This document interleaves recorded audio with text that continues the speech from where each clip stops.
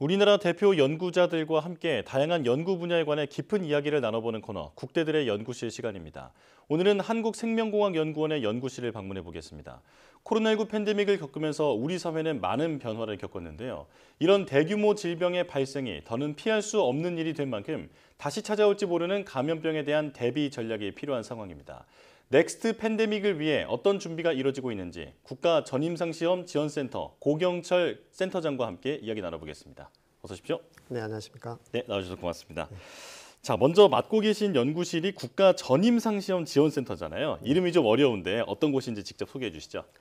네, 국가전임상시험지원센터는 신변종 감염병을 대상으로 지속적이고 선제적이며 빠른 대응을 위해 국가전임상 지원 체계를 구축하고 있습니다. 이를 통해 산학연과의 협력 체계를 구축하여 치료제 및 백신 개발을 위한 동반자 역할을 하고 있습니다. 네, 근데 중요한 역할을 하는 곳인데 설립된 지는 얼마 안 된 걸로 알고 있거든요. 이게 어떤 계기로 만들어진 곳인가요? 네, 코로나19 상황이 심각해지면서 2020년 4월 정부에서는 코로나19 치료제 백신 개발 범정부위원회를 출범시켰습니다. 네. 고위험 병원체인 코로나19는 특수시설이 없는 민간 기업에서 다루기 어려운데요. 네. 그래서 과학기술정보통신부는 R&D 분야의 협력과 측면 지원을 위해 코로나19 대응 연구개발 지원 협의체를 발족시켰습니다. 네. 이 협의체에는 사무국인 한국생명공학연구원을 비롯한 여러 정부 출연 연구소 등 바이오 및 감염병 관련 기관들이 유기적 협력을 하였습니다. 네. 그러던 중에 코로나19와 같은 감염병은 앞으로도 짧은 주기로 지속적으로 발생할 것이라는 합의가 마련되었고 상시적인 전임상 시험 조직의 필요성이 제기되었습니다. 그래서 2021년 국가전임상지원센터 운영 및 설립에 대한 안건이 의결되었고 이를 근거로 작년 5월 한국생명공학연구원 내에 센터가 조직화되었습니다. 그렇군요. 이제 한 1년 6개월 정도 된 신생 조직이다 이렇게 보면 될 것 같은데요. 자, 전임상 시험이 그 임상 시험과 어떤 차이가 있는지 많은 분들이 궁금해하실 것 같거든요. 좀 설명해 주실까요? 네, 신약 개발 과정은 많은 검증의 단계를 거치게 되는데요. 기초원천 연구를 시작으로 개발 후보 물질 선정한 뒤 네. 전임상 시험과 임상 시험을 통한 검증을 거쳐 신약 허가를 받고 제품으로 시판됩니다. 전임상과 임상을 간단히 구분한다면 시험 대상이 무엇이냐입니다. 전임상은 동물을 대상으로, 임상은 사람을 대상으로 약물의 유효성과 안전성을 시험한다고 보시면 되겠습니다. 네, 그러니까 말 그대로 사람의 임상시험 전 단계인 임상시험이다. 네, 이렇게 이해하면 될 것 같은데요. 자, 이 전임상시험 단계가 연구 과정에서 중요한 이유는 뭘까요? 그 이유는 우리가 알 수 없는 약물의 부작용이나 독성이 발생할지 모르기 때문에 위험을 감수하고 사람에게 바로 시험할 수 없다는 데 있습니다.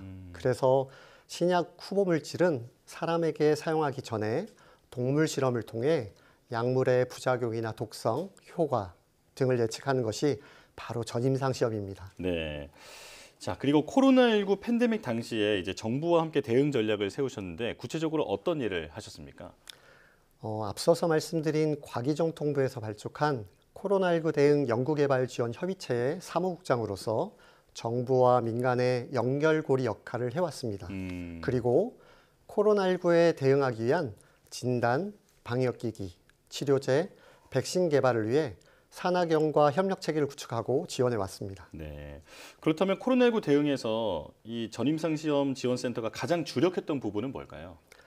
코로나19와 같은 고위험 병원체를 다루기 위해서는 생물안전 3등급이라고 불리는 BL3 또는 ABL3라는 특수시설이 필수적입니다. 네. 그런데 이런 특수시설을 갖추고 있는 민간 제약 바이오 기업은 거의 없습니다. 그래서 이런 특수시설과 전문 연구원 등 인프라를 확보하고 있는 정부 출연 연구소 등의 협의체를 중심으로 치료제와 백신 후보 물질의 유효성 평가에 주력해 왔습니다. 지금까지 저희 쪽에서 약 3천여 건을 지원하였고요. 네. 그중에 치료제 9종, 백신 10종이 임상에 진입했습니다. 대표적으로는 국내 1호 치료제인 셀트리온의 레키로나주, 그리고 국내 1호 백신인 SK 바이오사이언스의 스카이코비1이 있습니다. 아, 그렇군요. 자, 그리고 이제는 포스트 코로나 시대가 됐잖아요. 지금 센터장님께서 보시는 코로나19의 위험성은 어느 정도인가요? 제가 의료 분야가 아니기 때문에 말씀드리긴 조심스럽습니다. 다만 코로나19는 지속적인 변종으로 변화하며 약해지는 경향이 있고 네. 또한 대다수 사람들이 백신 접종을 통해 면역력을 확보한 상태이기 때문에 위험도는 낮아졌습니다. 다만 또 다른 위험성이 없진 않은데요. 만약 예상치 못한 변종 발생으로 환자 발생률이 높아지면 의료 체계가 붕괴되면서 전체적인 방역 통제 불가의 상황이 벌어질 수도 있기 때문에 지속적인 모니터링과 관리 체계가 필요하지 않을까 생각합니다. 네, 유비무원의 자세가 필요하겠다. 네, 이렇게 정리할 수 있겠는데요. 자, 앞으로 이런 팬데믹이 또 찾아올 가능성이 높다고 하죠? 네, 감염병 전문가들은 가까운 미래에 위협적인 감염병 출현은 확실하며 빈도수도 빈번해질 것이라고 경고하고 있습니다. 네. 최근 우리나라 감염병 발생 현황만 보더라도 2003년 사스, 2009년 신종플루, 2015년 메르스, 그리고 이번 코로나19까지 지속적으로 발생하고 있는 것을 보면 앞으로도 우리는 감염병의 위협으로부터 자유롭지 못하다는 것을 알 수 있습니다. 네. 자, 그렇다면 당연히 대비가 필요할 텐데 지금 지원센터에서는 어떤 전략으로 대비하고 계신가요? 네, 심연중 감염병에 대해서는 평상시에 선제적인 대비와 응급시에 신속 대응 전략이 필요하다고 생각합니다. 네. 그래서 국가전임상 시험지원센터는 넥스트 팬데믹에 대한 4가지 선제적 대비와 3가지 신속 대응 전략을 추진하고 있습니다. 먼저 선제적 대비에 관해 말씀드리면 네. 첫째, 고위험 감염병에 대응하기 위한 인프라 고도화.